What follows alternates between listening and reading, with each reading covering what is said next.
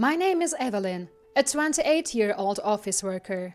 I've been dating Andrew for 2 years, and he recently proposed to me. Andrew is 30 years old and works at a regional bank. His dad also works at the same bank and is branch manager. I met Andrew through a friend's introduction. He might seem a bit unreliable at times, but he's a kind person. I like that he's not the type to forcefully lead me. I've always struggled with people who don't listen to others and just pull you along in their direction. Maybe I prefer someone like him because my dad also listens to others and respects their opinions. I lost my mom about 10 years ago and have been living with my dad since then. My mom had always been frail, but her health worsened after I graduated from elementary school, leading to repeated hospital admissions. My mom had a weak heart, and I only remember her as always lying down. My dad, while running his company, took care of my mom and also looked after me. From my upper elementary school years, I started helping with cooking and taking care of my mom. I've been doing it since I was little, so I never thought it was too hard. "Evelyn, I've always put you through a lot," my dad would always say. "I don't mind at all," I would reply, to which my dad always seemed apologetic. Then, when I was in my senior year of high school, my mom passed away, and my dad's grief was immense. It made me realize how deeply he loved her. I thought it would be nice to marry someone who would care about me as much as he did. Andrew, whom I met through a friend, somehow reminded me of my dad, and I quickly fell for him.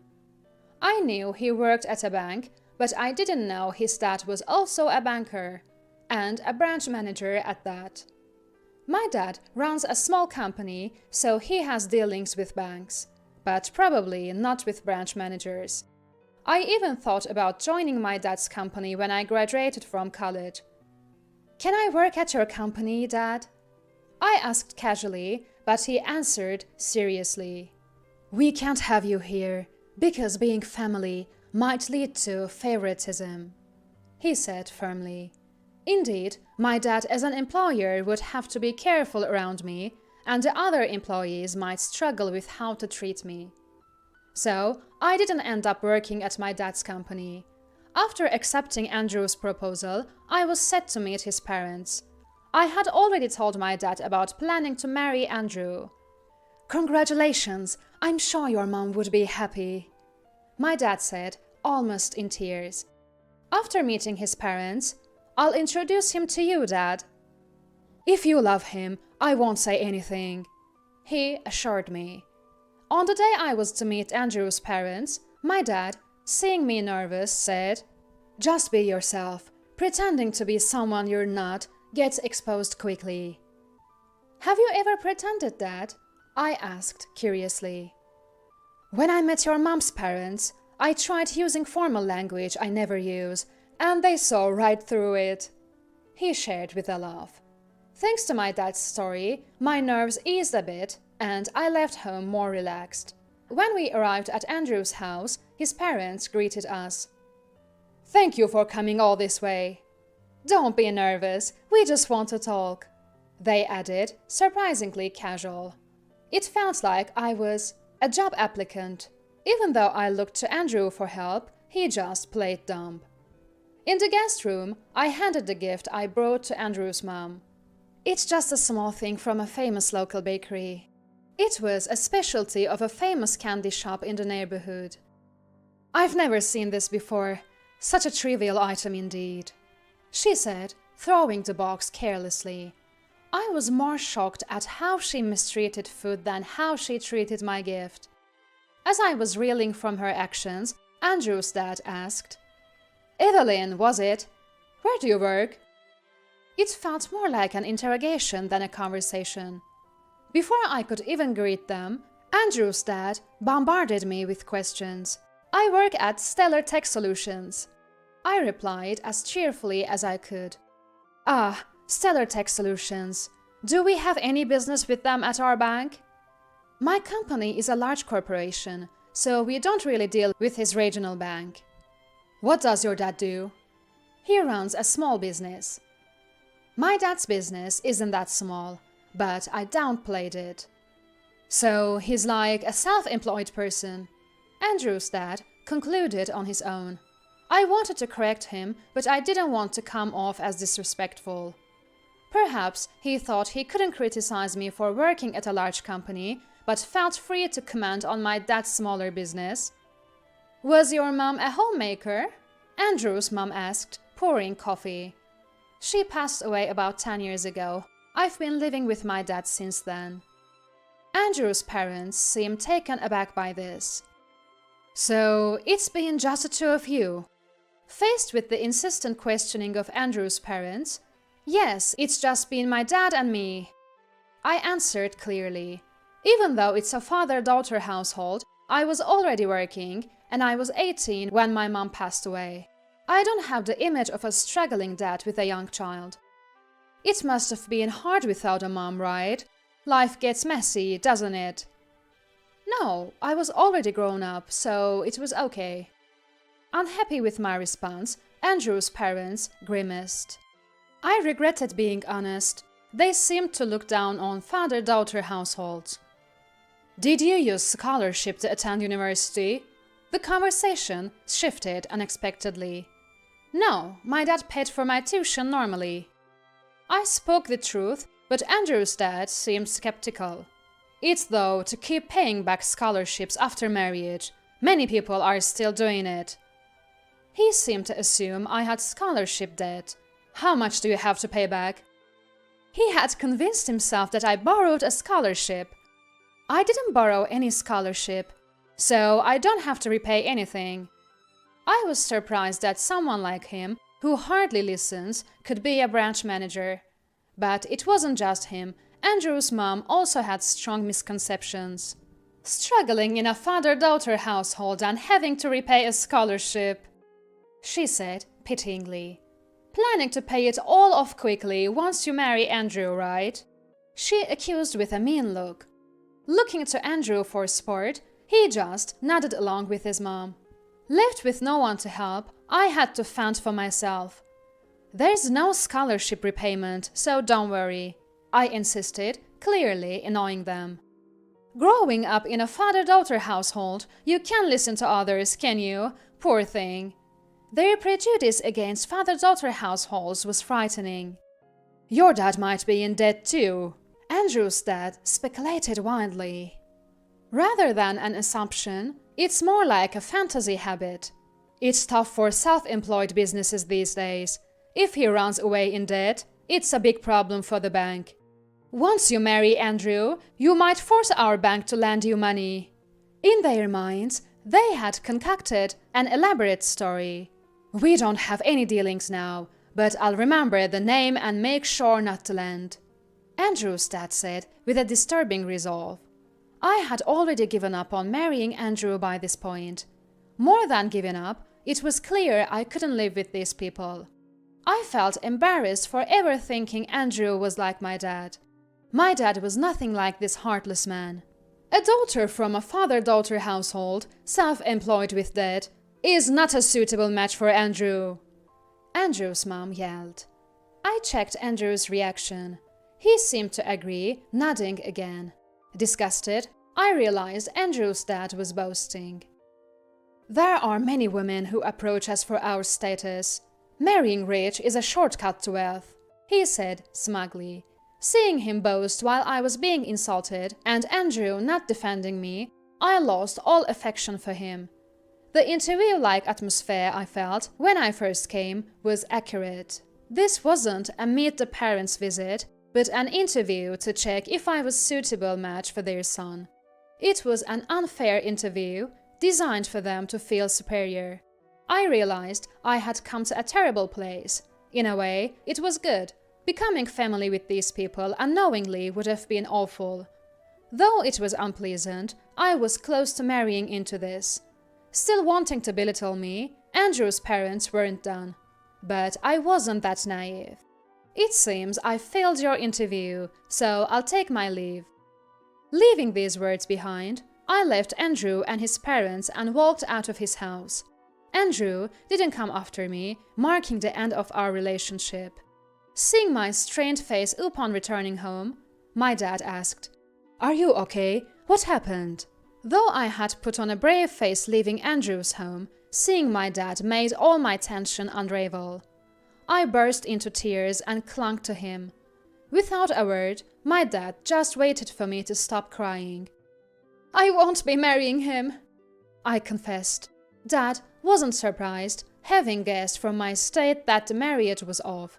"For the first time in my life, I was completely ridiculed by strangers."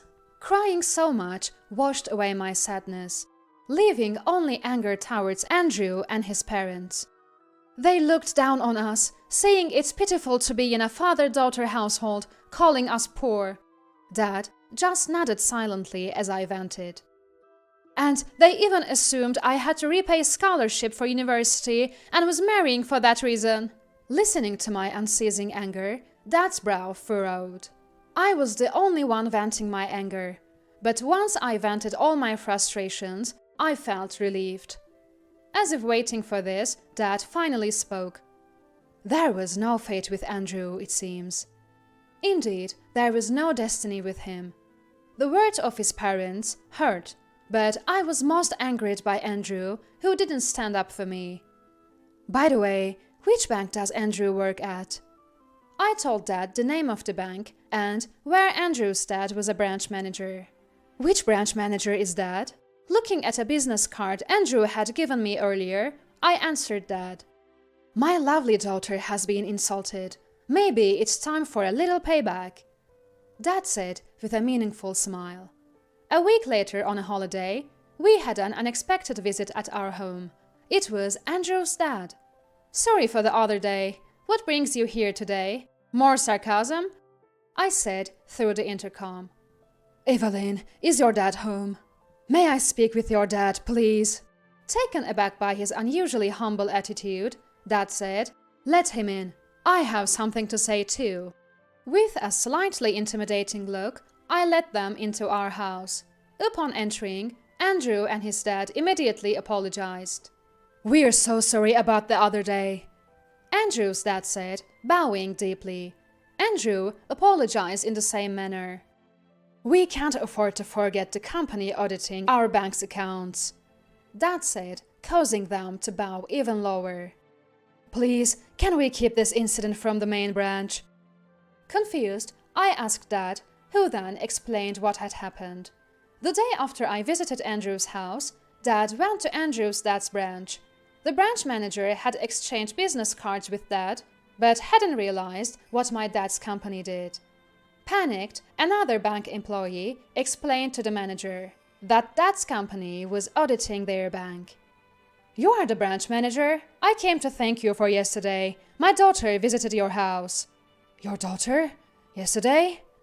Andrew's dad was confused, not realizing Dad was my father. I'm sorry for any rudeness my daughter may have caused, Dad said sarcastically.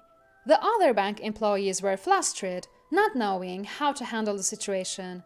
The president of the accounting firm that spoke directly with the bank's executives had come to their branch, causing a stir. The branch manager is confused, even though he greets Dad politely, saying he shouldn't be rude. Although they welcomed Dad respectfully, the branch manager was perplexed.